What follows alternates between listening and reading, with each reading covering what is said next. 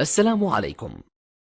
لا تنسوا الإعجاب بالفيديو والاشتراك في القناة تشجيعا لنا لنستمر بنشر المزيد إن شاء الله.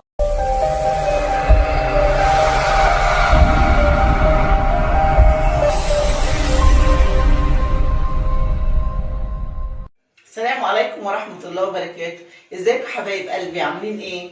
النهارده بإذن الله هنعمل وصفة جديدة، أكلة طعمة كلنا بنحبها أو الأغلبية مننا بيحبها. إن شاء الله هنعمل أكلة قراميط. قراميط هنقليه كده شوية ناشف، وقراميط هنحطه في التخديعة بالصلصة. بس انتوا عارفين القراميط يعني أكلتها لا تقاوم. نشوف القراميط بتاعتنا ونشوف المقادير اللي هنحطها فيها ايه. بص حبايب قلبي، ادي القراميط اهي، دي قراميط بلدي. تمام اهي، بسم الله ما شاء الله. يعني هنقطعها، لسه هننضفها ونقطعها. وهنا عندنا هنستخدم في التخديعه بالصلصه بصلتين كبار بيض مقطعينهم خشن. تمام يا حبايبي. وهنا طماطمتين دول مبشورين، مش عايزين يتضربوا في الخلاط. ليه؟ عشان نتقل بيهم التخديعه بتاعت القراميط. وهنا هريسه خضراء، يعني توم، ملح، فلفل حامي، دول عشان حشو القراميط. تمام. هنا بهارات سمك. هنا هنكمل بصلصه عشان نتقل التخديعه بتاعتها. مش حبايبي؟ يبقى عندي طماطمتين مبشورين، عندي دقيقه توم، على فلفل حامي، على ملح، بصلتين بيض مبشورين خشن، عندي بهارات سمك، عندي صلصه عشان استخدمها مع الطماطم في التخديعه بتاعتها. اول حاجه حبايب قلبي هنبدا هنا نمسك القراميط بتاعتنا، هنقصها الاول، نقص الشراشيب اللي فيها دي. ادي اول حاجه نعملها، نقص الحاجات العاليه اللي من بره دي اهي. تمام يا حبايب قلبي. بصوا بقى، هنا في زعانف لازم برضو تتقص كده. الناحيه التانيه برضو في زعانف اهي لازم تتقص. مش حبايبي؟ وهنا برضو زعانف صغيره. وهنيجي بقى على الديل دوت هنقصه، هو ما شاء الله طويل وبالزفلط. هنيجي هنا ونقص الديل. القراميط دي من الاكله المزاج يا حبايب قلبي، في ناس بتحب القراميط قوي. اهو شايفين انا جايه على الشوك اللي هو على الظهر دوت وبقصه، هو طويل كده. مش حبايبي؟ اهو نزلناه. وهنا برضو في من الناحيه اللي عند الديل اهو.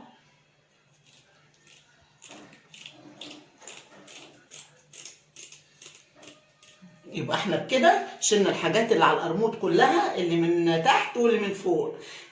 فاضل بقى حته صغنونه هنا اللي هو الشنب بتاعه نقصه.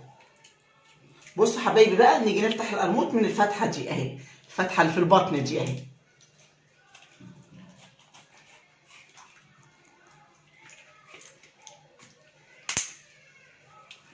ادي حبايبي، ادي القرموط اهو. بصوا حبايبي، بيطلع الحاجات اللي فيه دي كلها،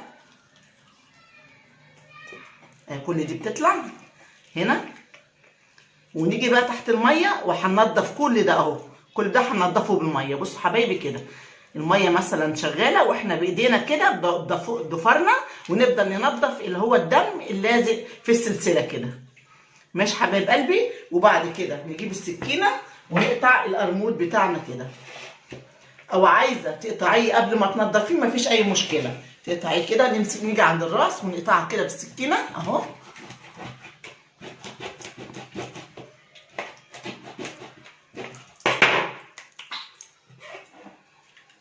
ونستخدم المقص، يبقى المقص والسكينه جنبنا كده. قطعنا السلسله، نقوم فاصلين بقى العظمه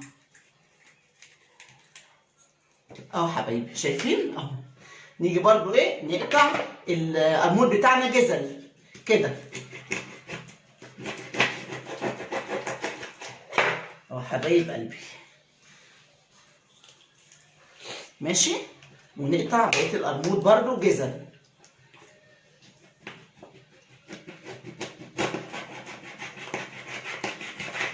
اهو. مفيهوش اي حاجه، سهل جدا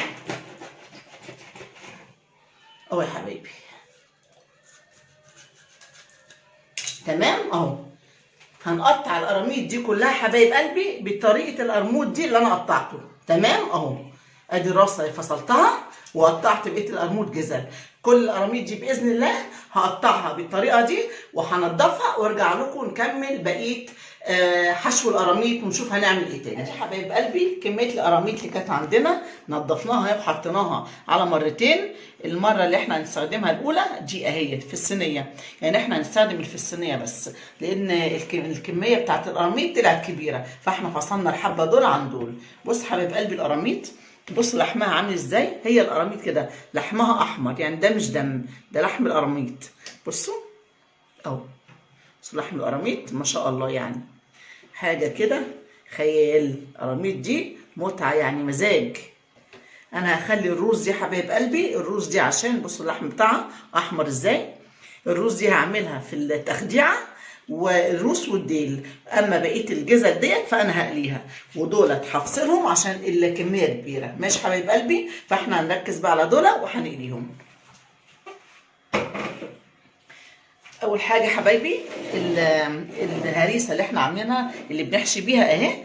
هنحيق السمك بتاعنا القراميط ونحشيه من بره ومن جوه كده زي ما انتم شايفين، وبعد كده نعفره بالدقيق ونقليه اهو.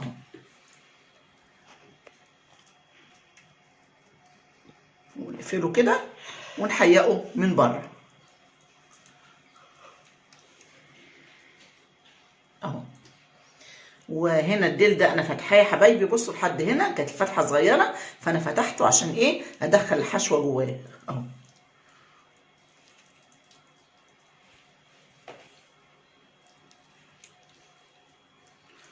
دي قراميط بلدي حبايب قلبي وطازه، شوف اللحم بتاعها احمر ازاي عشان طازه.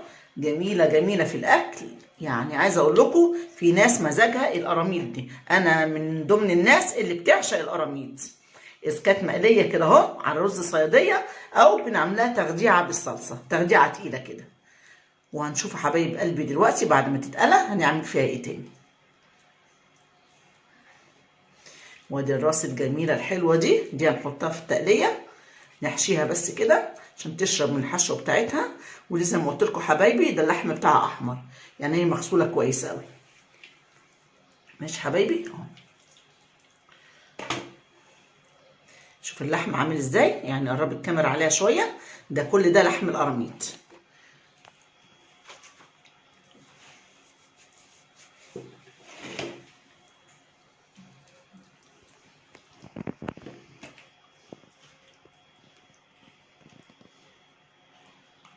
ندخل كده عند مخاشيش القراميط من جوه كده، وندخل الحشوه ونقوم محشينها من بره ومحيقينها من الناحيه ديت اهو.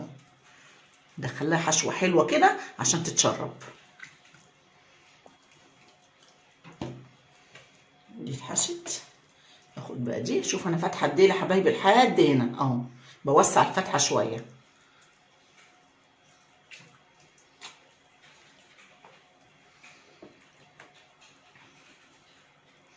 زي ما قلت لكم القراميط لحمها احمر، يعني ده مش دم.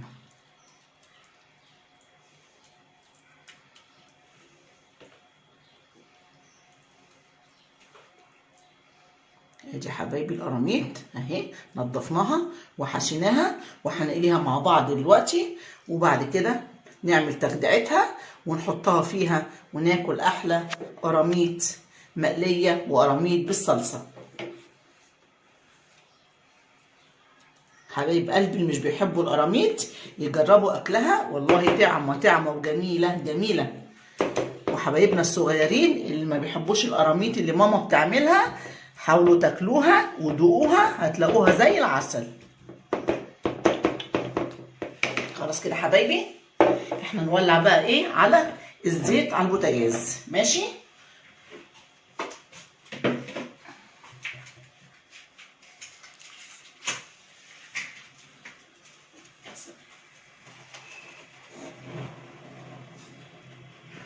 ادي الدقيق يا حبايبي اللي هنقلي فيه القراميط بتاعتنا.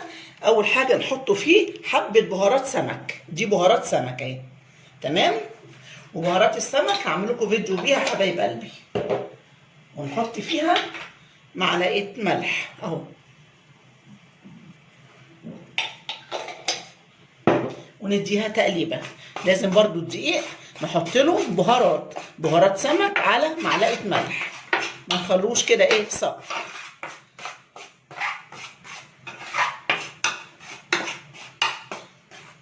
بس حبايبي نبدا بقى نمسك القراميط بتاعتنا كده ونحطها في الدقيق. نجيب دي كده شويه اهو، نجيب ده كده شويه عشان كل اللي نعمله نحطه في الحته الفاضيه وننزلها بايدينا كده اهو. ادي راس القرموط.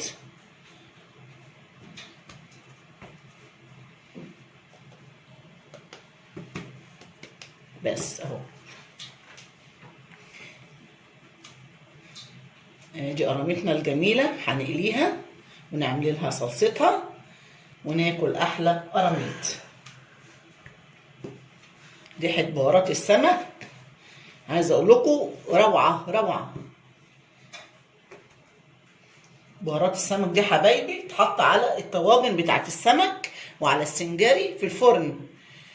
اقول لكم بقى على ريحتها، يا حاجه خيال في خيال.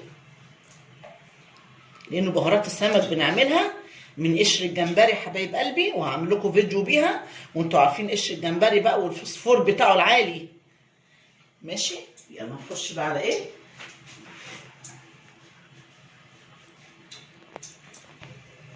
نحط حبايب قلبي السمك بتاعنا اهو. ادي القراميط الجميله. يا قراميطك يا عم الشيف. والراس دي يا حبايبي راس القرموط، عايزه اقول لكم في الطاجن بتبقى حاجه يعني بصوا حاجه عسل كده، حاجه لوز بتاكلوها اهو حبايبي.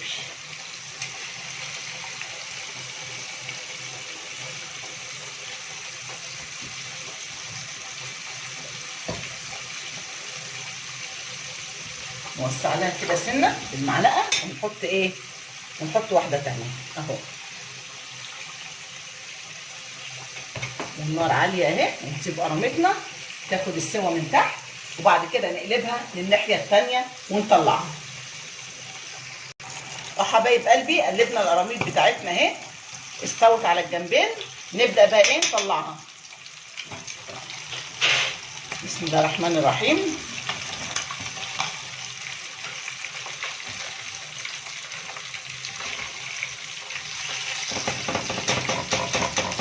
نشفها كويس ونصفيها من الزيت كده.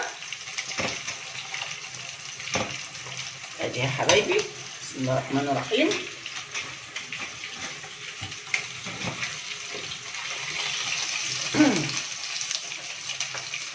الراس اهي يا حبايبي اللي هنحطها في التقليه.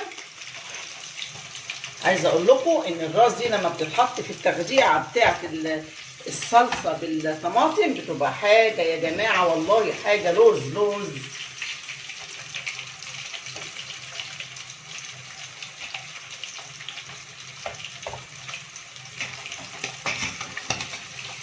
ادي حبايبي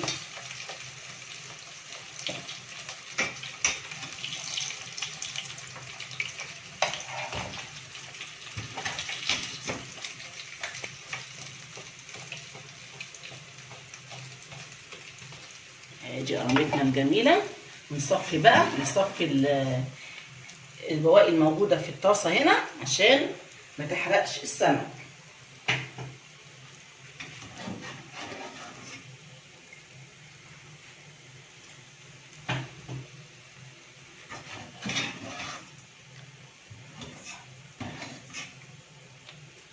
نحط بقى بقيه السمك بتاعنا يا حبايبي. نحط بقيه القراميط اهي بسم الله الرحمن الرحيم اهو.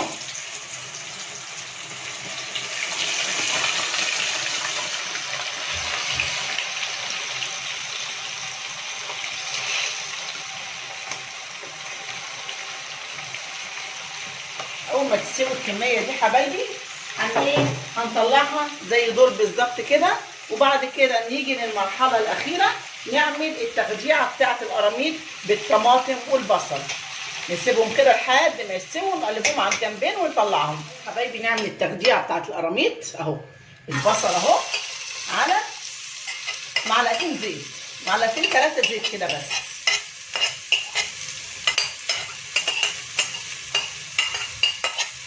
خلاص يا حبايب قلبي، ادي البصل حطيناه اهو. بصوا ادي البصل، وهنحط عليه حته تومه صغنونه كده فاضله اهي. تمام.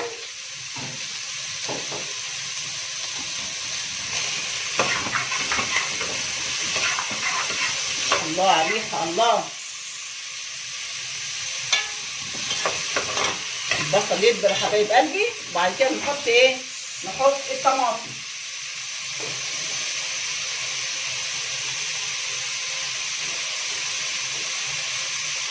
ده تقريبا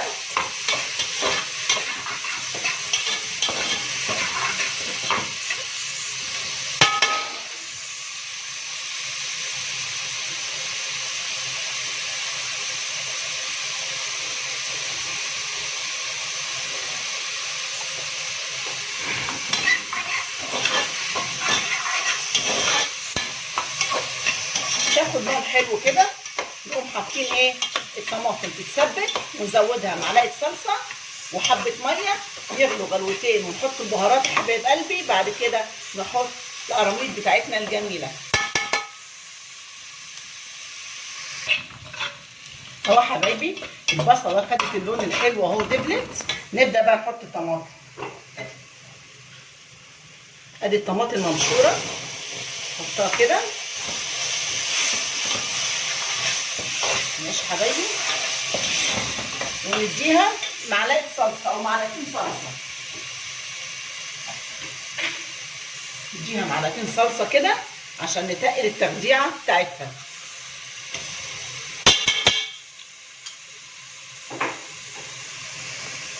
نزودها حبه ميه، ونقلب التقليه بتاعتنا. احنا عايزينها تخينه كده، عايزينها تبقى ايه؟ مش صيفه ولا خفيفه، عايزينها تخينه زي كانها طاجن القراميط، بس بدل ما نعمله في الفرن بنعمله فوق على النار.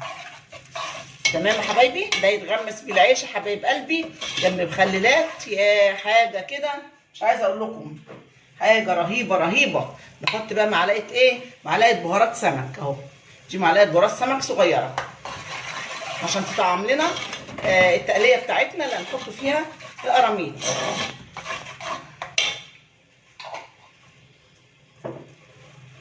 ونشوف الملح بتاعنا اخباره ايه. بسم الله الرحمن الرحيم. ملحها روعه، جميل جدا جدا. ما حطيناش ملح كتير يا حبايبي عشان طبعا الطماطم والصلصه كل دول بيبقوا ايه؟ بيحتووا على املاح.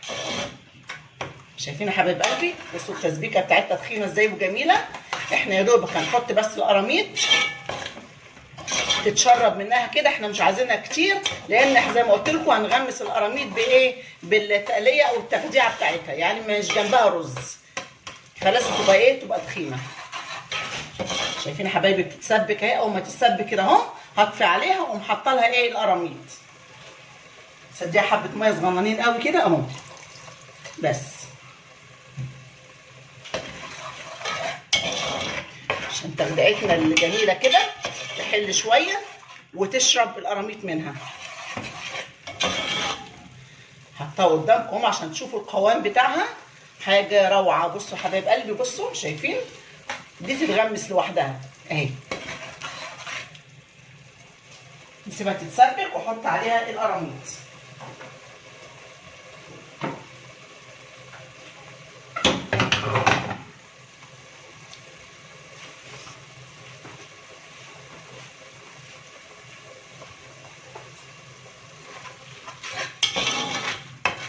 حبايب قلبي ترجعتنا تتسبك اهي. شايفين؟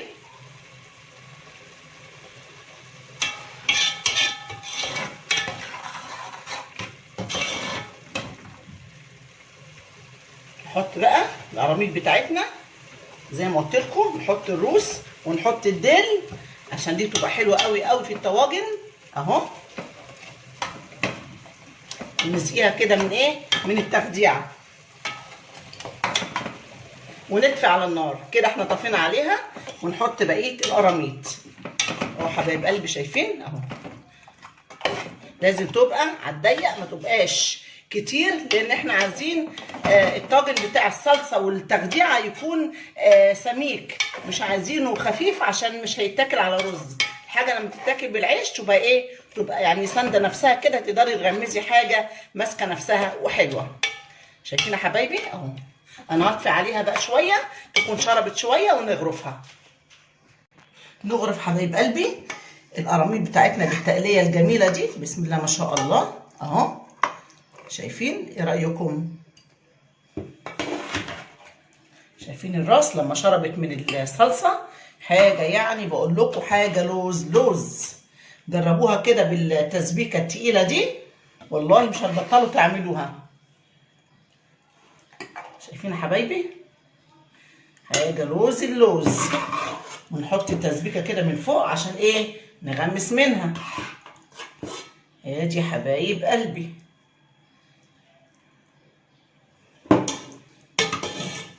تسبيكتي اهي بسم الله ما شاء الله. يعني هتاكلي وتغمسي، هتاكلي من القراميط وتغمسي تسبيكه، حاجه يعني لوز لوز زي ما بقول لكم. حط هنا كده اهو حاجه لوز اللوز. يا دي حبايبي ادي القراميط اهي، عملناها قليناها ناشفه وعملناها بالتسبيكه التقيله الحلوه. ودي ناشف للي عايز ياكل قراميط ناشفه. انا من عشاق القراميط بالتقليه، حاجه رهيبه، بقول لك كانك بتاكلي حبه لوز.